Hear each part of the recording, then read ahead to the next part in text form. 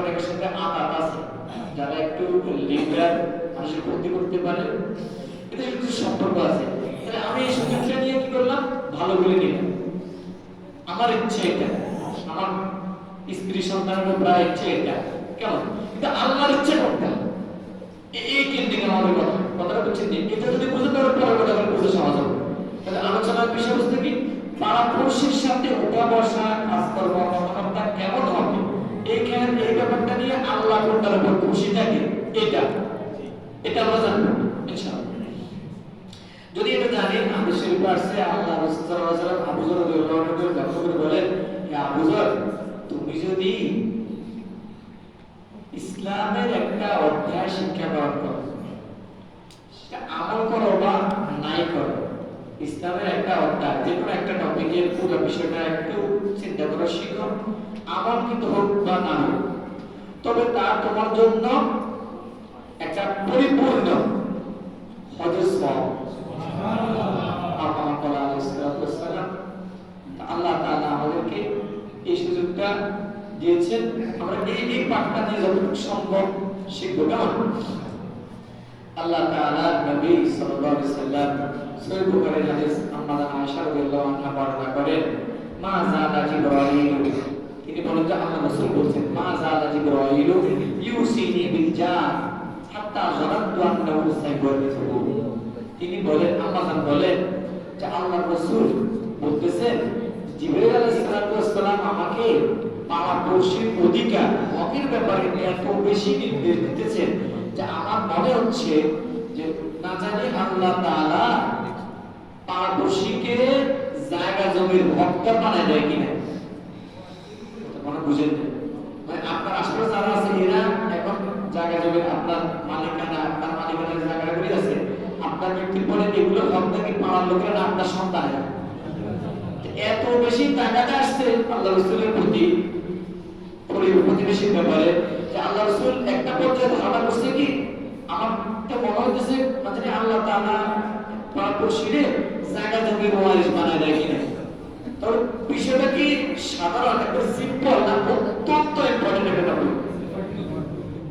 আমরা কিভাবে নিচ্ছি এটা, একবারে স্বাভাবিক নিচ্ছি। বিষয়টা কতটা গুরুত্বপূর্ণ যে আল্লাহ রাসূল এর একটা ধারণা করবেন যে একটা পর্যায়ে, আমরা এটা নিচ্ছি একবারে হালকা একটা টপিক, পাড়াপড়শির ওয়াজ। এটা শুনলেও কি না শুনলেও কি, শুনলেও কি আমার রাস্তা দিয়ে আমি ওনার ঘরের টিনের পানি যাইতে দিব কিনা, এটার গুরুত্ব নেই আমাদের কাছে। অথচ আল্লাহ রাসূলের কাছে কত গুরুত্বপূর্ণ মনে হচ্ছে। আচ্ছা,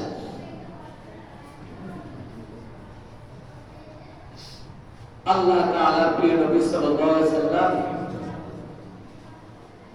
মানে এই সমাজে আমরা সবাই দাবিদার, আমরা সবাই ভালো মানুষ, সবাই আশা করি আমরা জান্নাতুল ফেরদাউস যাব, ফেরদাউস যাব ইনশাআল্লাহ। এরকম আশা আছে না?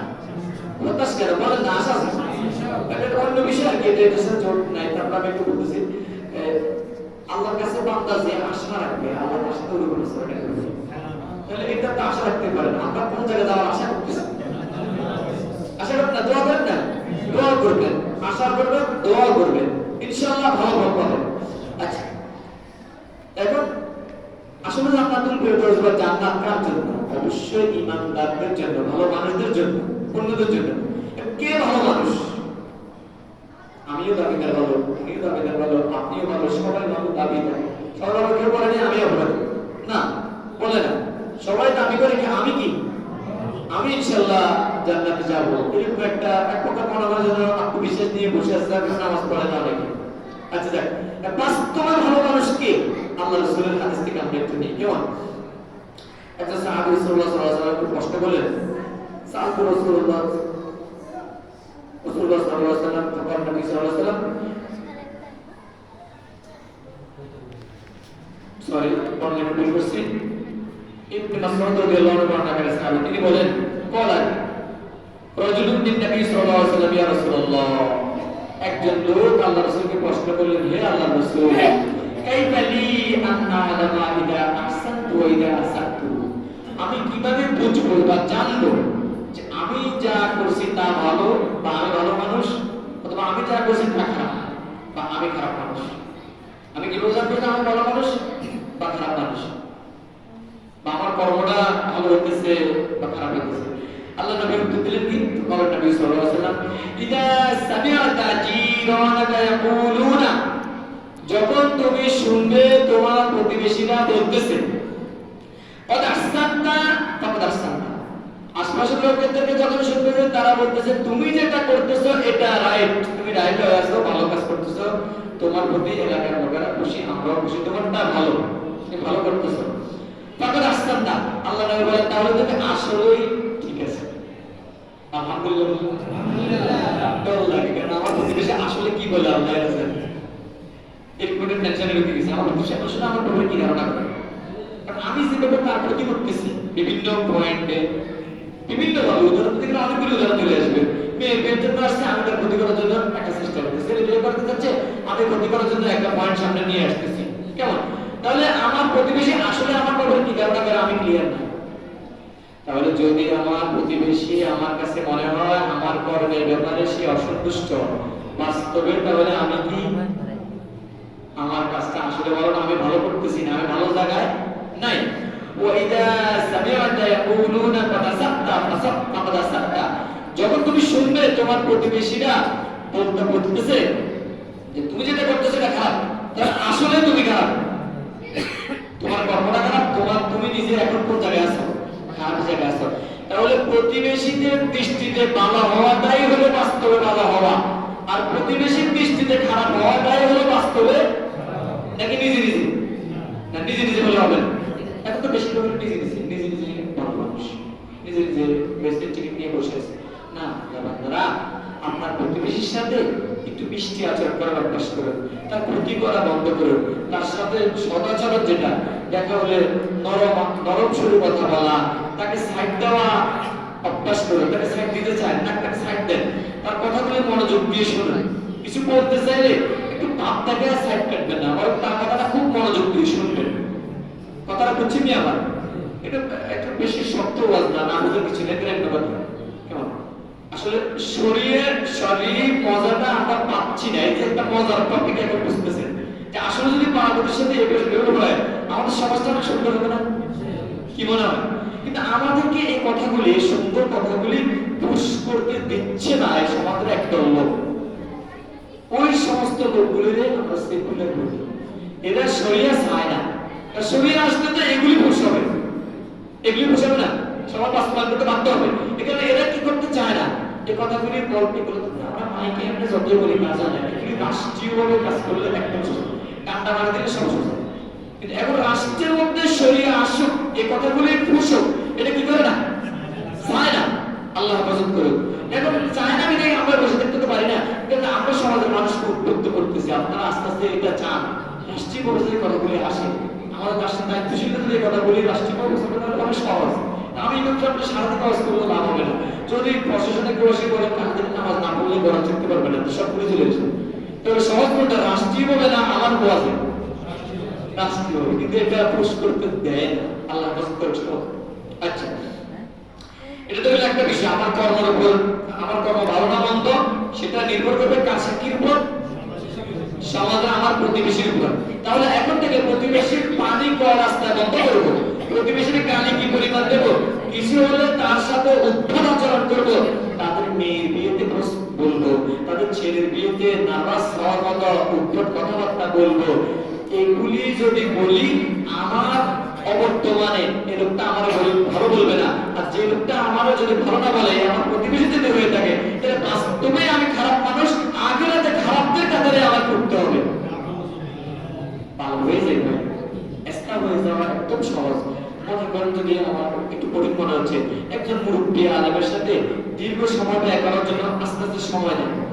একজন আলেমের সাথে কিচ্ছু লাগবে না, আপনি একজন আলেমের সাথে দীর্ঘ সময় ব্যয় করেন, দেখবেন এর ভিতরে প্রভাব আপনার মধ্যে এমনি ঢুকবে, আপনি বলা লাগবে না, তারা বলা লাগবে না আমারও বাস করেন, কিন্তু আপনি যে সময় দেন দেখবেন আপনি এমনি পরিবর্তন হবেন। যদি তার ভিতরে ওহি থাকে, নূর থাকে, ওই আলেমের ভিতরে, তাহলে আপনার ভিতরে এমনি খুশ হবে। তাহলে সহজ বিষয়টা দেখবেন তো, চলো আমার সাথে সময় দিবেন তো, আল্লাহ দেওয়ার তৌফিক দান করুন। আচ্ছা, মৃত্যুর পরে আমাদের জানাজা এখানে হয়, এলাকার জানাজাগুলো বেশি হয়ে গেছে। জানাজার সময় আগে মানুষ এখন একটু কমছে, উনি ভালো ছিল নি, সবাই কি বলে ইদানিং আমরা এখান থেকে আস্তে আস্তে এগুলি সময় দিচ্ছি, যেগুলি মাত্র ছিল ছিল। আলহামদুলিল্লাহ একটা টিম তৈরি হয়ে গেছে এই মাদ্রাসায়, ওলামাদের একটা টিম। বিজ্ঞ অনেকজন আলেম আছে, পণ্ডিত, অল্প বয়স কিন্তু খুব দুরন্ত এবং বিচক্ষণ আমল। ওনারা আস্তে আস্তে সমাজের এই উদ্ভট বিষয়গুলি বের করতেছে একসাথে। তো ওনাদের এটাও আস্তে আস্তে বন্ধ করে দিচ্ছে অনেকগুলো। কি ভালো কি মন্দ এগুলো আমাদের এখানে বলে, কিন্তু বাস্তবতা এমন না। এখন মৃত্যুর পরে ভালো মন্দের সাক্ষীটা কতটা গুরুত্বপূর্ণ সেটা একটু শোনেন। আল্লাহ নবী বলেন, মুসতাদরাক হাদিস, মামিন মুসলিমিন ইয়ামুতু, তখন কোন মুসলমান মারা যায়, আচ্ছা, ফায়াশহাদু লাহু, তার জন্য সাক্ষী দেন আরবাআতু আহলি আবিয়াতিন মিন জিরানিল আদনাইন, তার পাড়াপড়শির মধ্যে 4 জন সাক্ষী দেয়। কয়জন? মানে এদের দাঁড়িয়ে ভালো আছেন, এটা না এমনি নিজেদের আচার আচরণ কথাবার্তার মধ্যে দোকানে সাকাতে বসে হাঁটতেছে, বলে ফেলতেছে, 4 জন এরকম বলতেছে। কি বলতেছে? আন্নাহু লা ইয়ালামুনা মিন্হু ইল্লা খায়রা, এই যে লোকটা মারা গেল, এই লোকটার ব্যাপারে আমরা ভালো ছাড়া খারাপ কিছুই জানি না। এই কারো ক্ষতি করছে না আমাদের জানা নাই, সুদের লেনদেন করছে আমাদের জানা নাই, নামাজ পড়তো না এরকমটা দেখতাম না, বরং সব সময় নামাজ পড়তো, মানুষের নরম হয়ে কথা বলতো, অনেক প্রভাব ছিল, টাকা ছিল, তবুও নরম হয়ে কথা বলতো। এরকম যদি সাক্ষী দেয় যে ভালো ছাড়া কি জানি না, আচ্ছা এবার তাহলে ফলাফলটা কি দাঁড়ায়? ইল্লা ক্বালাল্লাহু তাআলা ওয়া তাবারাকা ফাকাদ ক্বাবিলতু ফীহি ইলমাকুম ফীহি, আল্লাহ নবী বলেন, তাহলে আল্লাহ তাআলা কি বললেন? যে তোমরা তার ব্যাপারে যেটা জানো, ভালো ছাড়া খারাপ জানো না, আমি তাকে ভালো হিসাবে গ্রহণ করে নিলাম। আরে এই কথা বলে আমাদের গ্রহণ করছে না এই সমাজের মানুষ। গ্রহণ করলে সমাজ আমার কিন্তু এই কথাটা বলে সমাজের মানুষ গ্রহণ করতে দিলে আমার মনে আপনারা যদি এগুলো তো বলবে আমি যে বাটপারি করতেছি, আমাদের কথাগুলো যদি সমাজ আমরা পোষ করতে পারতাম তাহলে সমাজটা সমাজ সমাজ হয়ে যেত। আচ্ছা এরপরে আল্লাহ ভালো বলেন, আল্লাহ তাআলা তুমি কি ভালো বলবেন? অববর্তনে হলো আল্লাহ তাআলা বলেন, তোমরা যে ওই সমস্ত বিষয় জানো না, যে সে গোপনে গোপনে ভুল করতো, গুনাহ করতো, আমি তার ওই গোপন বিষয়গুলো ক্ষমা করে দিলাম।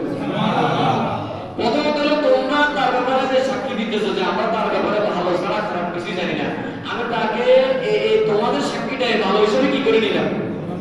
আর তোমরা যেগুলি জানো না, যেগুলি সে করতো বলে বলে গোপনে গোপনে, এগুলি আমি কি করে দিলাম। এখন বলেন, আমার মৃত্যুর পরে বুকে হাত দিয়ে কি বলতে পারবো? আমি যার সাথে, যার পাশে আমার ঘর, যার পাশে আমার বাড়ি, যার দোকানে আমার লেনদেন, যার সাথে আমার উঠা বসা, যে মসজিদের আমি দায়িত্বশীল, আমার অধীনের লোক আছে, মুসল্লি আছে, ইমাম আছে, আমার ইমামের মুসল্লি আছে তার অধীনে, সব আছে না, একটা সব একসাথে থাকতেছি, এই লোকগুলিকে আমাদের ব্যাপারে বলবে যে এই লোকটা আমার সাথে সব সময় আমাদের সাথে কি আচরণ ভালোটাই করেছে, মৃত্যুর পরে এরকম বলবে? মনে হয়? মনে হয় না। যদি এটা বলে তাহলে নিশ্চিত আমি কি হয়ে যাচ্ছি, ভালোটা তারা হিসেবে আল্লাহ আমাকে কি করছে, গ্রহণ করবে। আল্লাহ বান্দারা, এই হাদিস থেকে যে শিক্ষাটা আমরা এই সমাজের মানুষকে দিতে চাই, এদিকে এদিকে সবটা ডিস্টার্ব করবে, ছোট ছোট বাচ্চা সরাসরি আপনাদের ডিস্টার্ব করতে পারবে না, বাচ্চাদের ডিস্টার্ব করবে, কেমন? এদিকে আল্লাহ বান্দারা, এই সমাজকে আমরা এই কথাটা দিতে চাচ্ছি, হে লোকেরা, হে এলাকার লোকেরা, পাড়াপড়শির সাথে এমন ভাবে চলো যেন তোমার মৃত্যুর পরে এই কথা না বলে এই লোকটার দ্বারা আমি ক্ষতিগ্রস্ত হয়েছি। যদি এমনটি হয়ে যায় তাহলে তুমি ক্ষতিগ্রস্তদের কাতারে চলে যাবে। যদি এমন হয় তুমি তাদের সাথে সদাচরণের কারণে, ভালো কথা বলার কারণে, নরম সুরে চলার কারণে তোমার ক্ষতি হলে সহ্য করে নিছো, চুপ করে নিছো, যে তোমার প্রতিবেশী, কিন্তু আল্লাহ সদাচরণের কথা বলছে, রাসূল সদাচরণের কথা বলছে, তাহলে ইনশাআল্লাহ আল্লাহ তাআলা তোমাকে ক্ষমা করে দিবে এবং আল্লাহ তাআলা তোমাকে ভালো মানুষের কাতারে নিয়ে যাবে। এই কথাটা আমাদের, এই কথাগুলি এই সমাজের সেকুলাররা বলতে দেয় না, বলি প্রতিটি মানুষের কানে কানে আমরা এই কথাগুলি পৌঁছাতে চাচ্ছি, কিন্তু আমাদেরকে বিভিন্নভাবে ব্যারিকেড দিয়ে রাখে, বলতে দেয় না, আমাদের কণ্ঠগুলি রোধ করে রাখে। আজকে একজন আসছে না, দীর্ঘদিন তার কণ্ঠটাকে রোধ করে রেখেছে, এটা দরদি মানুষ, যারা জানেন ওনাকে, খুব দরদি, খুব আল্লাহওয়ালা, ফিক্রি মানুষ, খুব গবেষণা করে উম্মতকে কিভাবে প্রকৃত দিনটাকে দিতে পারে, শরীয়তটা কিভাবে দেওয়া যায়, প্রতিটা নিয়ে সারাদিন ধরে। আল্লাহ তাআলা এই জাতীয় লোকগুলোরে আরো হায়াতে বরকত দান করে বলি আমিন। এই ফিকিরটা, এই চিন্তা জায়গা, গবেষণাটা এই সমাজে পুরুষ করার তৌফিক দিয়ে দেয়। আচ্ছা, তাহলে ইনশাআল্লাহ আমরা এখন থেকে আজকে এখানে বসে নিয়ত করব, আমি এখন থেকে আমার প্রতিবেশী যারা আছে, পাশের ঘর থেকে শুরু করে আশপাশে যারা আছে সবার সাথে নরম আচরণ করব। আমি ভুল করে দেখলে ক্ষমা করে দেব। কারো জায়গা যেটা আমার ভিতরে ঢুকে গেছে, সন্দেহ হইতেছে, এটাও তাকে নিয়ে বুঝিয়ে দিব। পারবো তো? এটা তেমন কঠিন না। কার জন্য জায়গা রাখা যাচ্ছে? এই সন্তান আপনার পরে আপনার জন্য দোয়া করার টাইম পাবে না, এটা নিয়ে এত ভাবার টাইম নেই। যতদিন আপনি আছেন এতদিন ভোগ করতে পারেন, আপনার পরে এগুলো কেউ মনে রাখবে না ভাই। আচ্ছা, আপনাদের চতুর্থ পুরুষ মানে রিজা, এটা আমার কাছে রিজা হয়ে যাবে, এই রিজার নামও অনেকে জানে, অথচ উনি এই জায়গাটা নিয়ে কত ভাব দেখাইছে না। আপনি দোয়া করার টাইম ওনার কথা মনে থাকে? এটা মনে থাকে না? আপনার জন্য রাখি গেছে অনেক কষ্ট করে, কিন্তু আপনার মনে হলে তার কথা। আপনার জন্য রাখি গেছে জায়গাগুলি, কিন্তু আপনার মনে নেই তার কথা। তাহলে কেন এই জায়গা নিয়ে আপনারা লড়াই করতেছেন, প্রতিবেশীর সাথে ঠেলাঠেলি করতেছেন জায়গা নিয়ে? আরে আল্লাহ হেফাজত করে বলি আমিন। এখন সোজা হয়ে যাবো, আল্লাহ তৌফিক দান করে বলি আমিন। আচ্ছা, এতগুলো মিডিয়া কথা, সুন্দর সুন্দর কথা যদি গ্রহণ করেন অনেক লাভ। এবার সোজা ওয়াজ, যদি এর পরেও নিশ্চিত সংবাদ পাইছেন যে প্রতিবেশীর সাথে সদাচরণ করলে আল্লাহ কি করবে? মাফ করে দেবে। আল্লাহ কি করবে?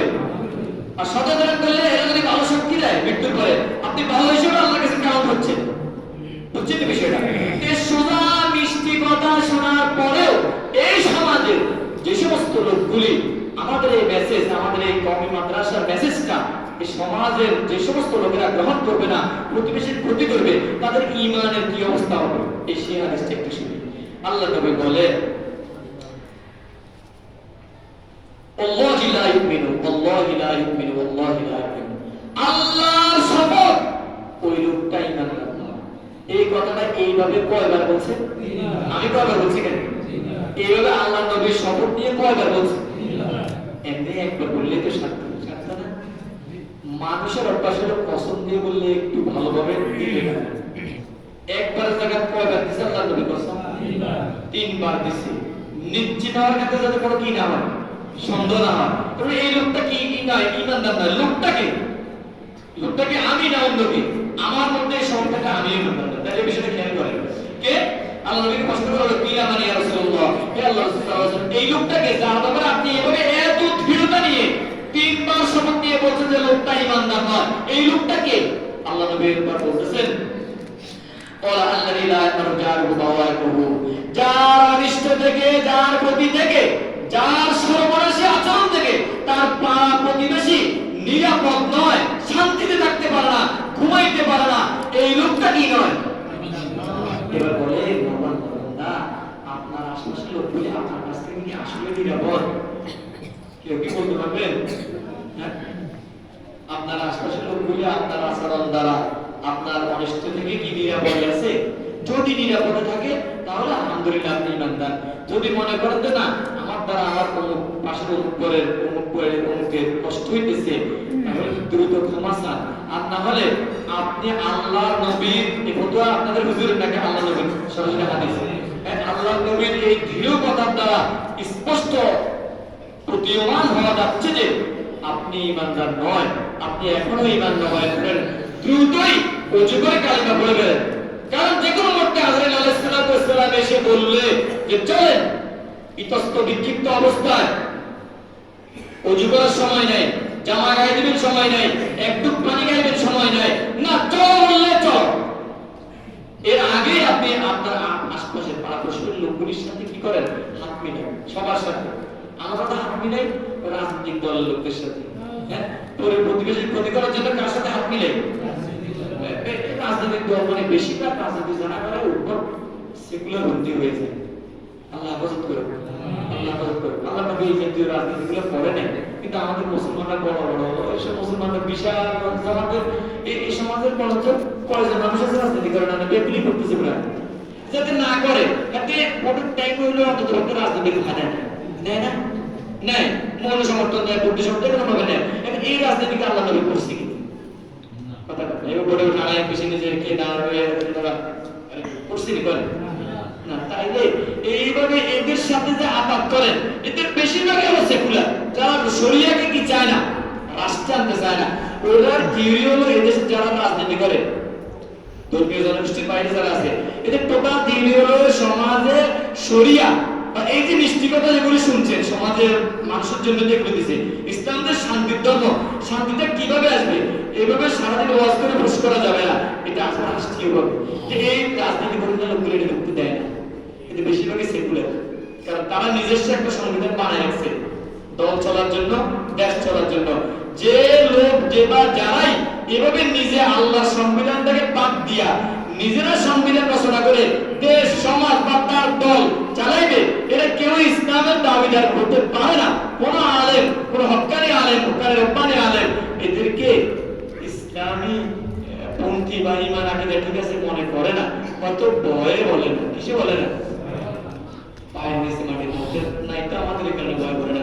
কিন্তু ডিবেট আলাদা জিজ্ঞাসা করে হুজুর আমি এটা করি, আমি কি এটা করার পরেও ঈমান নিয়ে থাকার সুযোগ আছে কিনা, ডিবেট আলাদা জিজ্ঞাসা করি। আপনি যারা মহব্বত করেন তারাই জিজ্ঞাসা করেন, আল্লাহর ইবাদত করুন। তাহলে এই যে সেকুলার লিডারদের সাথে আতাত করে পরামর্শের ক্ষতি করার জন্য, কি করার জন্য? তাহলে আতাত করছে তার ঈমানটাকে নষ্ট করার জন্য। আল্লাহ ইবাদত করুন। এখন থেকে আমরা প্রতিবেশীর ক্ষতি করব না, কারণ প্রতিবেশীর ক্ষতি করলে আমার দ্বারা যদি আমার পাড়াপড়শি অনিষ্টের শিকার হয়, ক্ষতির শিকার হয়, আল্লাহর নবী 3 বার শপথ নিয়ে বলেছেন আমার ঈমান নাই। এই কথাটা মুখস্থ করে বাড়িতে যান। আল্লাহর নবী কয়বার বলেছে ঈমান নাই? শপথ নিয়ে বলেছেন না এমনি বলেছেন? কার ঈমান নাই বলেন? যার অনিষ্ট থেকে তার পাড়াপড়শি নিরাপদে নেই। বলেন এই কথাটা বুঝতে পারেন? যার অনিষ্ট থেকে তার পাড়াপড়শি নিরাপদে নাই, আল্লাহর নবী বলেছেন এই লোকটার ঈমান নাই। বলেন আল্লাহর নবী কি বলেছেন? যার অনিষ্ট থেকে, হ্যাঁ, পাড়াপড়শি কি নেই, তার কি নেই? বলতে আমি হই আরে এখনো তো চোখের পানি পড়ে যাওয়ার কথা, আমার কি অবস্থা জানি, আমি তো অনেকের ভুলে ভুলে ক্ষতি করে ফেলছি, ভুলে ভুলে অনেকের ক্ষতি করে ফেলছি না, আগে হিটে নিজের মনকে কন্ট্রোল করতে না পেরে প্রতিশোধ পরায়ণ হয়ে এই কাজটা করেছে।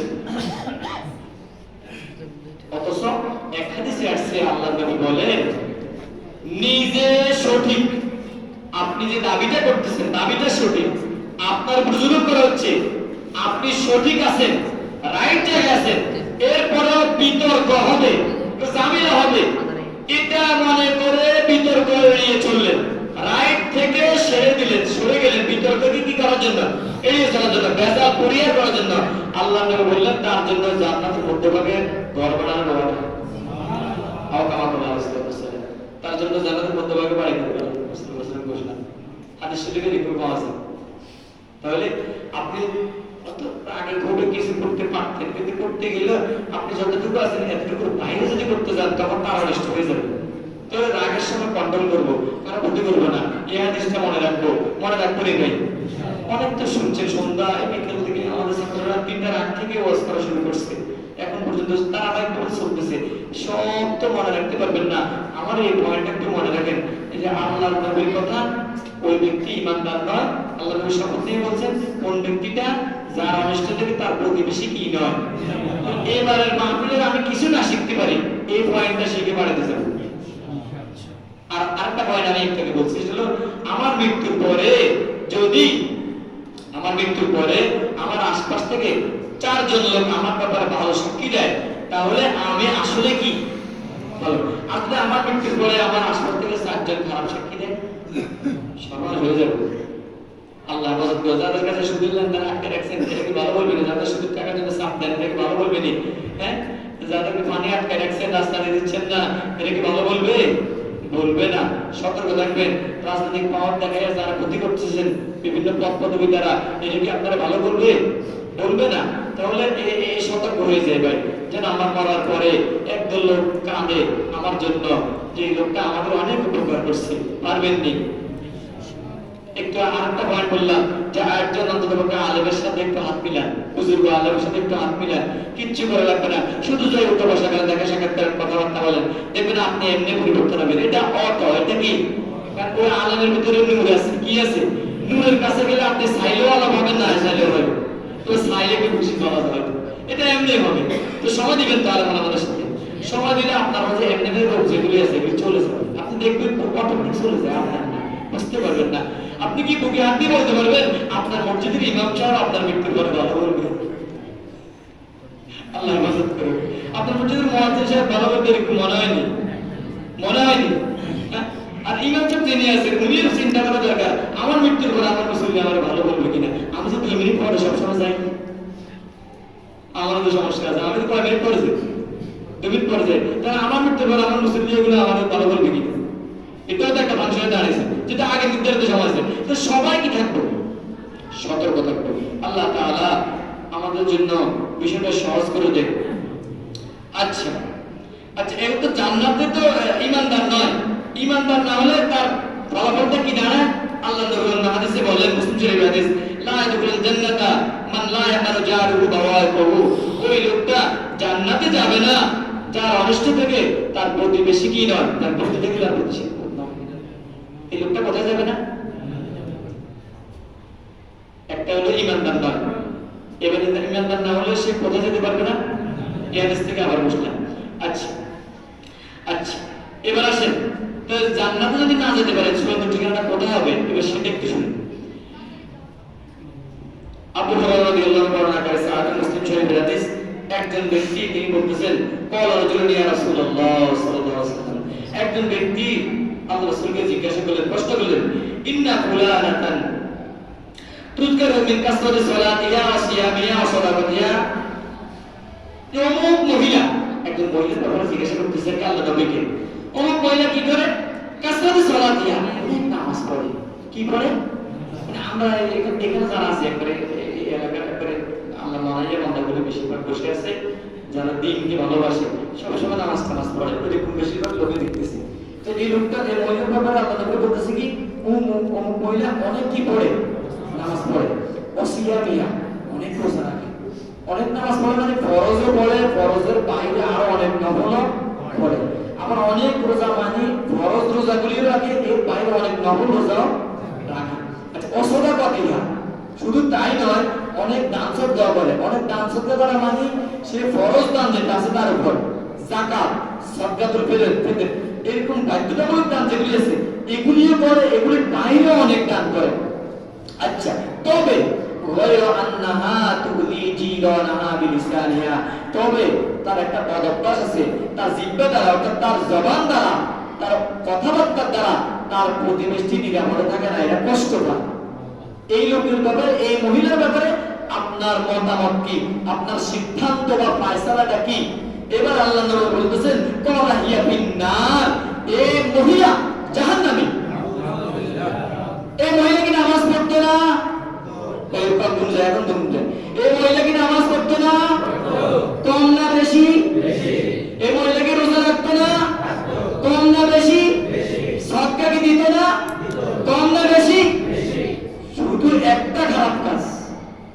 খারাপ কাজ কয়টা? কি সেটা? তার জবান দ্বারা এত খারাপ ছিল, ও এলাকার আম্মা জানে না, এই যে কথায় কথায় আশপাশের মহিলাগুলো গরম হয়ে যান, আপনার যন্ত্রণায় এলাকার অনেক বোন তার স্বামীরে বসলেয় দ্রুত সার্কিলেট ফ্ল্যাটে, আমরা সার্কিলেট ফ্ল্যাট কোন দরকার আছে? এই যন্ত্রণা দেয়, ঝগড়া করে, কথা করে, কথা কথায় একটু 19 থেকে 20 সালের মনে হয় কোনো ছড়ায় ফেলবে, ধরে ফেলে সিলদানিশ ছড়ে এলাকার বাইরে আশপাশ দিয়ে হাঁটা যায় না। ওই যে সিলটা তার চিন্তা দ্বারা তার জবানের এত অনিষ্ট, কান কমার মধ্যে যে কাপড়ের এগুলো টানে টানে বাঁধে, বাঁধে শুরু করে। এলাকায় তোর কম মানুষ এগুলি আছে, এলাকা না এটা আমার একটা ওলামা ইকরাম এখানে অনেক দিনী মজলিস মেসেজের হুজুরের আগ থেকে হুজুর অনেক কিছু সময় দিচ্ছে, তার কারণে এলাকাটা বরকতময় গেছে। এই এলাকায় জলগার আওয়াজ শোনা যায় না, তেমন একটা। মহিলাদের দেওয়া বলছি, পুরস্কার এবং যদি আপনার জবান দ্বারা আশপাশের লোকগুলি অনিষ্ট হয়, প্রতিবেশীরা নিরাপদে না থাকে, আপনার অনেক নামাজ, অনেক সালাত, অনেক রোজা, অনেক সাদাকা এগুলো আপনারা জান্নাতে নিতে পারবে না, বরং আপনি প্রথম রাউন্ডে কোথায় যাবেন? অথচ আপনারা কিন্তু অনেক দান সদকা করেন। আপনারা দান সদকা না করলে এখানে একটা ভবন দাঁড়িয়ে আছে নতুন, এলাকার সবাই খুশি, আশপাশের গ্রামের মানুষগুলি এত খুশি, মাদ্রাসা হইতেছে, ওনাদের সন্তানকে দিবে, বারবার জিজ্ঞাসা করছে কবে চালু করবে। 1,80,00,000 টাকা প্রায় পর্যন্ত এখানে ঢুকে গেছে, যে এখন আমরা ফল ব্যয় করতে পারি না। তাহলে আগে মানুষ প্রচুর কি করে, এটা সত্য প্রমাণ। এই যে একটা দাঁড়িয়ে আছে পশ্চিম পাশে 1,30,00,000 টাকা ইনভেস্ট হয়ে গেছে। এইভাবে দান না করলে কি এটা হতো ভাই? কে দান করে? এলাকার মানুষ, আশপাশের লোকগুলো কিছু দান করে, এলাকার মানুষের বেশিরভাগ দানটা এলাকার লোকেরা দান করতেছে, আলহামদুলিল্লাহ। এখন এই যত দানে করো ভাই, যদি তোমার জবান দ্বারা তোমার আশপাশের লোকগুলি কষ্ট পায়, তাহলে নবীজির সিদ্ধান্ত তোমার ঠিকানা কোথায় হবে? আল্লাহ আমাদেরকে বাঁচায় বলি আমি। দান করার আগে জবান হেফাজত করে। এবার কি বলছি বলেন? নামাজ পড়ার আগে জবানের হেফাজত করে। কি বলছি বলেন? সাদাকা রোজা, রোজা রাখার আগে কি হেফাজত করে? এর অর্থ এটা না যে আপনি এগুলো ছাড়া দিবেন। এখানে নামাজের মূল মজুদ আমি আগে বলে গেছি যে ফরজের পরে আরো অনেক বাড়তি পড়ে, বাড়তি পড়লেও সে জান্নাতে যাইতে পারতেছে না। প্রথম রাউন্ডে ইমানের কারণে সর্বশেষ যাবে, প্রথম রাউন্ডে যাইতে পারতেছে না কেন? তার সে মানুষ কি দিত, তারপর কি দিত? আমি আপনি কষ্ট দিলে আমি আপনি কোথায় যাব? আল্লাহ হেফাজত করে বলে আমিন। আচ্ছা, এবার আরেকজন মহিলার ব্যাপারে আল্লাহ নবীকে প্রশ্ন করা হচ্ছে। قال يا رسول الله صلى الله عليه وسلم فإن فلانة تذكر قلة صيامها وصدقتها وصلاتها। আরেকজন মহিলার ব্যাপারে জিজ্ঞাসা করছে, অমুক মহিলা অনেক অল্প অল্প রোজা রাখে, আচ্ছা অল্প নামাজ পড়ে, অল্প দান সদকা করে। এখানে অল্প রক্ত হলে সে শুধু ফরজগুলি পড়ে, আরগুলি সময় পায় না, অথবা পড়ে না, ব্যস্ততা থাকতে পারে, তো মনগুলি পড়ে। মাসক ফরজ সালাত আদায় করে, রমজানের ফরজ বাধ্যতামূলক রোজাগুলি রাখে, ফরজ দান যেটা যাকাত এবং ফিতরা এগুলি দিয়ে দেয়, এই মেইনগুলি করে, অতিরিক্ত করতে পারে না। ওয়াইনা তাসাদদাকু বিল আকওয়ারি মিনাল ইফতি ওয়ালা তুলি বিলিসানিয়া জিরানাহা। তবে সে তার জবান দ্বারা তার আশপাশে পাড়াপড়শি যা আছে আপনাদের এই লোকগুলোর কষ্ট দেয় না। তার ব্যাপারে আপনার ফয়সালা কি? আল্লাহ নবী বলে উত্তর দিয়েছেন, কালা হিয়া বিল জান্নাহ, এই মহিলা জান্নাতি। সুবহানাল্লাহ। এই মহিলা কি ভাই? তাহলে ওর কোন কয়টা ছিল? এই নামাজ রোজা এগুলোর মধ্যে একবার ফরজিয়ত যেগুলো আল্লাহর পুরো সামনে আল্লাহর পক্ষ থেকে এগুলো আদায় করতে অতিরিক্ত করতে না, তবে জবান দ্বারা আশপাশের লোকগুলো কি দিত না। এই একটা গুণে এত গুরুত্ব দিয়েছে আল্লাহ নবী। এটা শোনার পরে আল্লাহ নবী মাসালা দিয়েছেন তার ব্যাপারে কি? আর ওই একটা মহিলার ব্যাপারে বললো যে ওই মহিলার ব্যাপারে যে তার সব কিছু করতো, কিন্তু তার জবান ঠিক ছিল না, মানুষের কষ্ট দিত, গালিগালাজ করতো, মানুষের নামাজ করে দিত কথার দ্বারা। এই মহিলার ব্যাপারে এত ইবাদত শোনার পরেও আমি কি দিছে বাজার জাহান্নামে। এখন আমার ব্যাপার হচ্ছে আমি যদি আমার জবান দ্বারা আমার কথার দ্বারা পাড়াপড়শি লোকগুলি কষ্ট দেই, আমিও জাহান্নামে যাব। আল্লাহ যদি আমার মাফ না করে দেয়। আর যদি আমি আমার জবান দ্বারা আমার ইবাদতগুলি ঠিক রাখবো, ফরজিয়ত ইবাদতগুলি ঠিক রাখবো, নফল যতটুকু পারি এতটুকু করবো, দান সদকা, অতিরিক্ত রোজা, অতিরিক্ত নামাজ যতটুকু পারি এতটুকু করবো, তবে অবশ্যই আমার জবানের ব্যাপারে সতর্ক হতে হবে। যদি না হয় আমার এই ইবাদত আমার কোথায় নিতে পারবে না, কত হবে কোথায় নিতে পারবে না। আল্লাহ হেফাজত করে বলি আমিন। আচ্ছা, আমার নির্ধারিত সময় আর 1 মিনিট আছে। আচ্ছা, মেহমান আসতেছে আমাদের একটা, আমি আর কথা বাড়াইতেছি না, যেহেতু মেহমান চলে আসতেছে, হুজুর বলতেছে আমাদের একটা দুর্ভাগ্য অথবা আল্লাহর উত্তম পরিকল্পনা। একটা হলো বৃষ্টি এসে গেছে, আল্লাহর পরিকল্পনার উপর আমরা খুশি আলহামদুলিল্লাহ। আরেকটা বিষয় হলো যেটার জন্য আপনার অপেক্ষায় ছিলেন, হুজুরের আশেপাশে এসে হুজুর আসবে, দুর্ঘটনা ঘটছে, হুজুরের অ্যাক্সিডেন্ট করছে, হুজুর অ্যাক্সিডেন্ট করে আসতে পারে না, হুজুরের ছেলেকে পাঠাইছে। এখন হুজুরের ছেলেকে পাঠাইছে, আমরা কি হুজুরের ছেলের সাথে সদাচরণ করবো না? ইনশাআল্লাহ। আর এই লেকচারের রক্ত হুজুরের ছেলে, আমরা সম্মান দেব, মহব্বত করব, অপেক্ষা করব, দোয়া নিয়ে যাবো, পারবো তো ইনশাআল্লাহ। শেষ পর্যন্ত থাকবেন না চলে যাবেন? হ্যাঁ, দোয়া করে যাবেন তো ইনশাআল্লাহ। দেখেন আল্লাহ নবী জীবিত থাকতো, যদি আল্লাহ সুযোগ দিতেন তাহলে আমরা হুজুরের কাছে যাইতাম, যাইতেন না? দোয়া নিতাম, কথা শুনতাম। এখন তো আল্লাহ নবী জীবিত নাই, নবীর ওয়ারিসটা এভাবে জমিনে আসবে, জমির বিভিন্ন প্রান্তে গিয়ে দাওয়াতের কাজ করে, আমরা কি তাদের কাছে যাবো না? নাকি আমাদের প্রিয় যারা আমরা খুব মহব্বত করি শুধু তার কাছে যাবো?